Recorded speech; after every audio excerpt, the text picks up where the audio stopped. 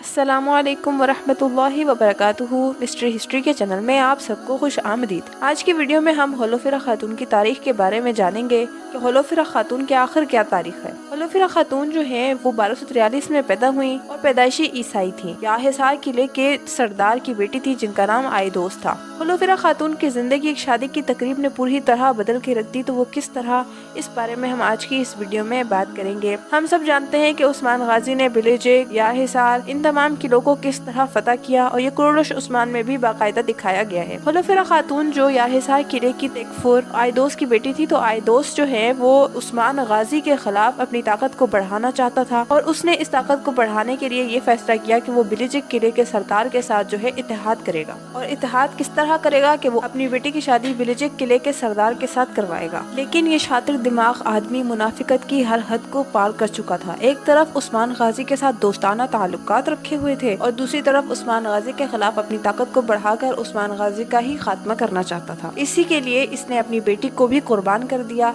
और अपनी बेटी का रिश्ता जो है बिलेजेक किले के सरदार के साथ कर दिया। कुछ तारीखदानों के मुताबिक बिलेजेक के सरदार के बेटे के साथ उसका रिश्ता तय कर दिया। इस शादी की तकरीब से वो एक तीर से दो निशाने लगाना चाहता था।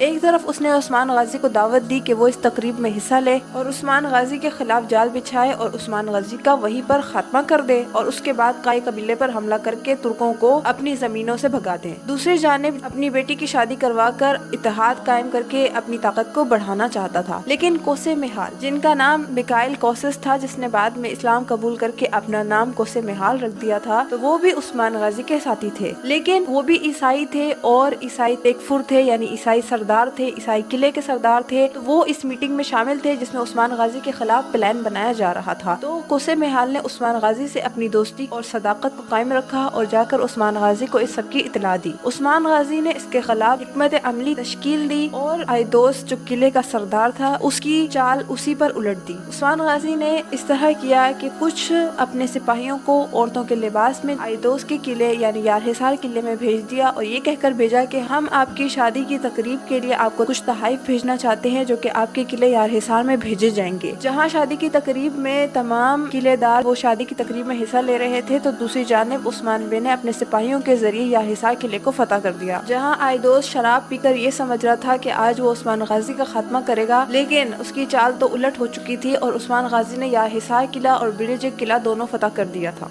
इसके बाद आयदोस का खात्मा किया गया और बिलेजेक के सरदार का भी खात्मा किया गया। होलोफिरा खातून और बाकी कैदियों को काई कबीले में ले जाया गया और होलोफिरा खातून मुसलमानों की मेहमान नवाजी से काफी मुतासिर हुई, क्योंकि मुसलमान जो हैं वो सुन्नत पर अमल करते हैं और सुन्नत के मुताबिक अपने कैदियों के साथ रवैया रखते हैं।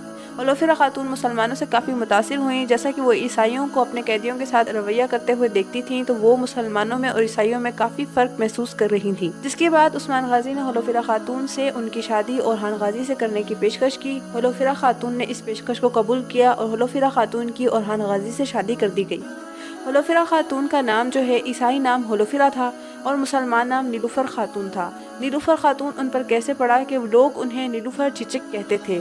चिचक के माना होते हैं फूल, यानी कि जैसे हम कमल का फूल कहते हैं, तो तुर्की ज़बान में उसे नीलूफर चिचक कहते हैं, यानी कि लोटस। इंग्लिश में उसे लोटस कहते हैं और उर्दू में इसे कमल का फूल कहते हैं। जब लोगों ने होलोफिरा खातून को नीलूफर कहना शुरू कर दिया तो इससे उनका नाम नीलूफर खातून पड़ गया। इब्ने बतूता 1335 में इज़निक का दौरा करते हैं और वो अपनी किताब में लिखते हैं होलोफिरा खातून के बारे में कि उन्होंने होलोफिरा खातून से मुलाकात की और उनका नाम नीलूफर खातून बताया गया। और उनके बारे में लिखते हैं कि वो बहुत बहादुर और बहुत ताकतवर खातून थी। उन्होंने पर्दे में रहकर उन्हें खुशामदीद कहा, उनका इस्तकबाल किया और उनकी बहुत खातिर मदारत की और बेहतरीन मेहमान नवाजी की। और ये भी लिखते हैं कि उनके अच्छे कामों की वजह से वो उनको सादिक और ईमानदार दिखते हैं। नीलूफर खातून और हान गाजी के बेटों की वालिदा हैं, एक रुमेलिया का फातेह सुल्तान सुलेमान शाह, बलकान का फातेह सुल्तान मुराद। नीलूफर खातून सिर्फ महल में नहीं रहती थी बल्कि उन्होंने सल्तनत के बहुत से मामलात को संभाला। और हान गाजी जब जंग के सफर पर जाते थे तो नीलूफर खातून उनके पीछे तमाम मसले मसाइल को देखा करती थी। लोगों के मसले मसाइल को बहुत गौर व फिक्र के साथ हल करने की कोशिश करती थी और काफ़ी हद तक कामयाब भी हो जाती थी। نیلوفر خاتون بہت ہی سمجھدار اور عقلمند خاتون تھی، جیسا کہ انہوں نے سلطنت کے معاملات کو سنبھالا تو اس سے وہ عقلمند خاتون ہی پہچانی جاتی ہیں۔ نیلوفر خاتون نے اپنی زندگی میں بہت سے کام کروائے اور جس میں مدارس اور بہت سی عمارتیں بنانا شامل ہے۔ اسنک میں انہوں نے ایک مدرسہ قائم کیا جس سے بہت سے لوگوں نے استفادہ حاصل کیا، جیسے کہ ابن بطوطہ بھی اسی وجہ سے اسنک میں تشریف لائے۔ نیلوفر خاتون نے 1380 میں وفات پائی اور بورسا میں اورحان غازی کے ساتھ آرام فرما رہی ہیں۔ اللہ تبارک و تعالی ان کی مغفرت فرمائے اور انہیں جنت الفردوس میں اعلی مقام عطا فرمائے اور ان کے صدقہ جاریہ کو اور بھی بڑھائے۔ السلام علیکم ورحمۃ اللہ وبرکاتہ۔